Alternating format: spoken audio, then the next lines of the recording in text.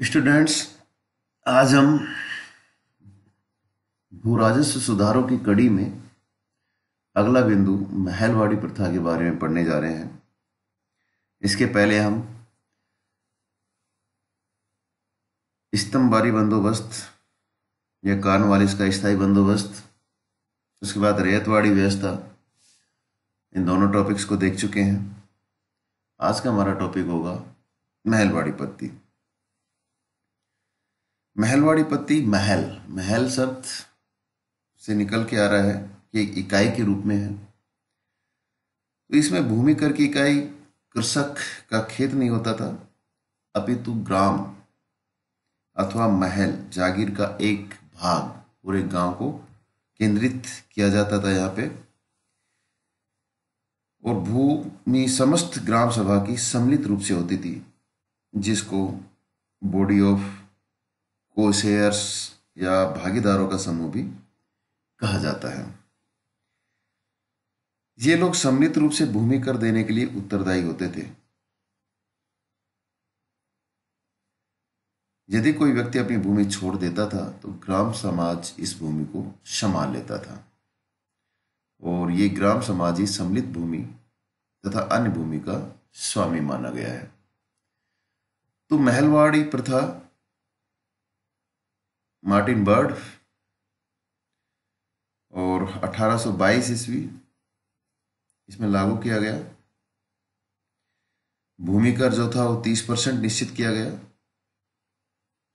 तो ये सब चीजें महलवाड़ी प्रथा के अंतर्गत आज हम आपको बताने वाले हैं। इसके अंतर्गत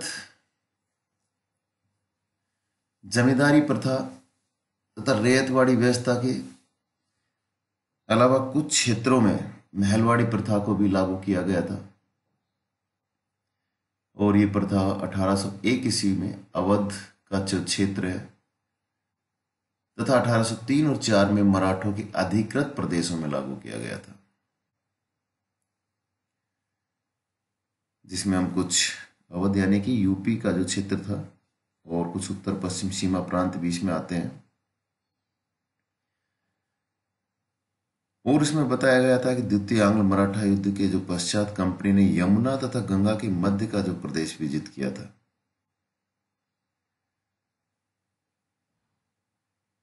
इनको भी इसमें शामिल किया गया है।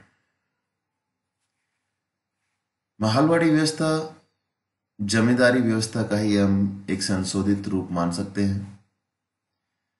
इसके अनुसार जो प्रत्येक खेत के आधार पर राजस्व निश्चित नहीं किया जाता था, बल्कि प्रत्येक महल गांव या जागीर के अनुसार इसमें निश्चित किया जाता था। इसलिए ये व्यवस्था महलवाड़ी पद्धति के नाम से भी जानी जाती है।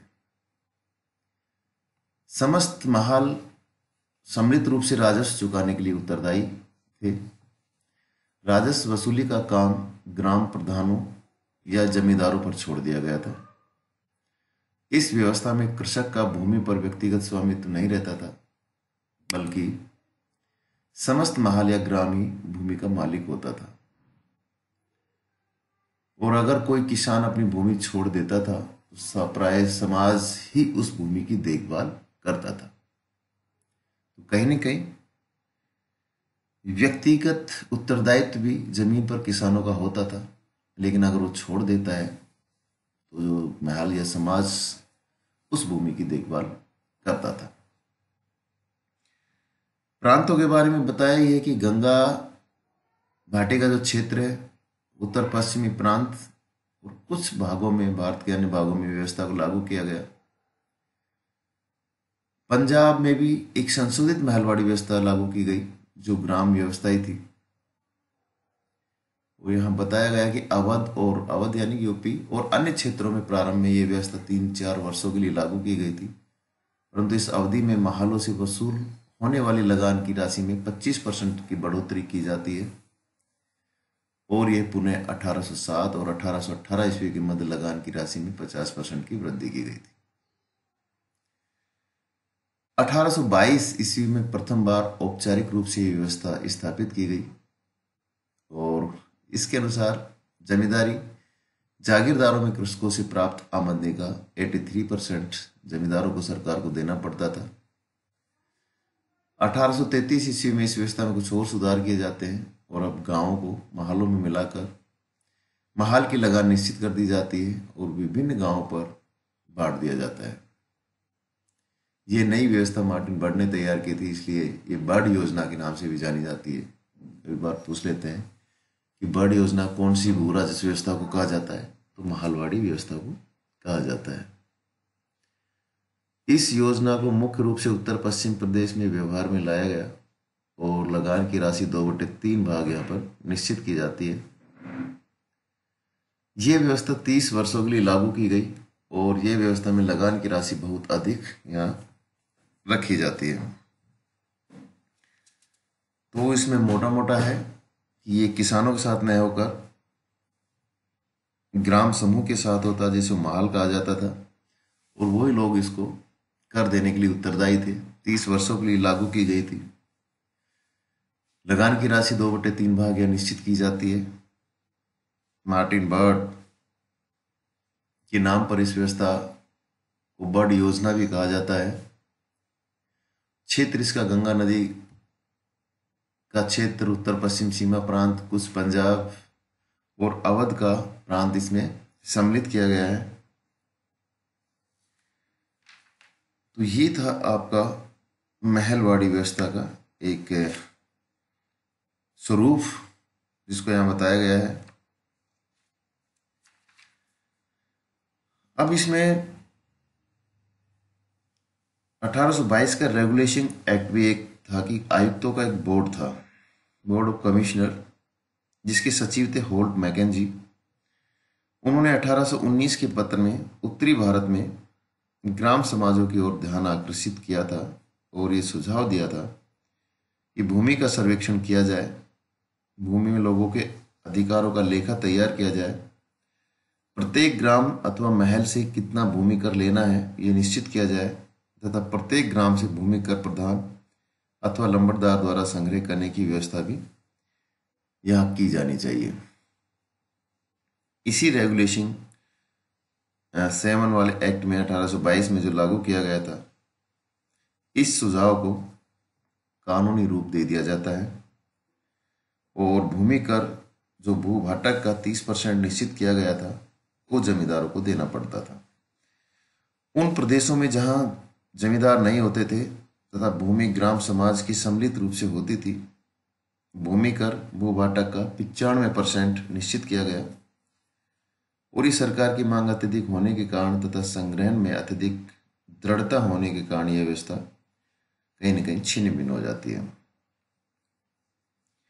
बाद में 1833 का रेगुलेशन एक्ट 9 और मार्टिन बर्ड की भूमि कर व्यवस्था।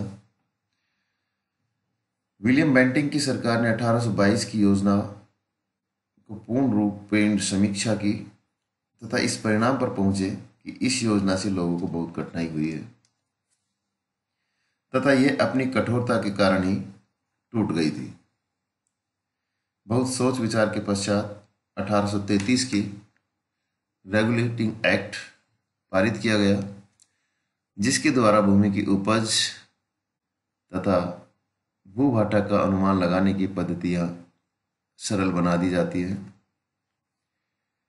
भिन्न भिन्न प्रकार की भूमि के लिए भिन्न भिन्न औसत भाटक निश्चित कर दिए जाते हैं और प्रथम बार खेतों के मानचित्रों तथा पंजियों रजिस्टर्स का प्रयोग किया जाता है। तो यहाँ पर मार्टिन बर्ड योजना या महलवाड़ी योजना में एक नया कॉन्सेप्ट यहाँ देखने को मिलता है कि पहली बार खेतों के मानचित्र यहाँ तैयार किया गया है और पहली बार ही रजिस्टर तैयार करने की प्रथा भी यहाँ से शुरू की जाती थी। यही नई योजना मार्टिन बर्ड की देखरेख में शुरू होती है। मार्टिन बर्ड को ही उत्तरी भारत में भूमि कर व्यवस्था का प्रवर्तक माना जाता है, father of land settlements in northern India. और इसके अनुसार एक भाग की भूमि का सर्वेक्षण किया गया जिसमें खेतों की परिधियां निश्चित की जाती थी और बंजर तथा उपजाऊ भूमि स्पष्ट की जाती थी। इसके पश्चात समस्त भाग का और फिर समस्त ग्राम का भूमि कर निश्चित किया जाता था। प्रत्येक ग्राम अथवा महल के अधिकारियों को स्थायी आवश्यकता के अनुसार समायोजन करने का भी अधिकार इस व्यवस्था में किया गया था। यह व्यवस्था 30 वर्ष के लिए लागू की गई थी।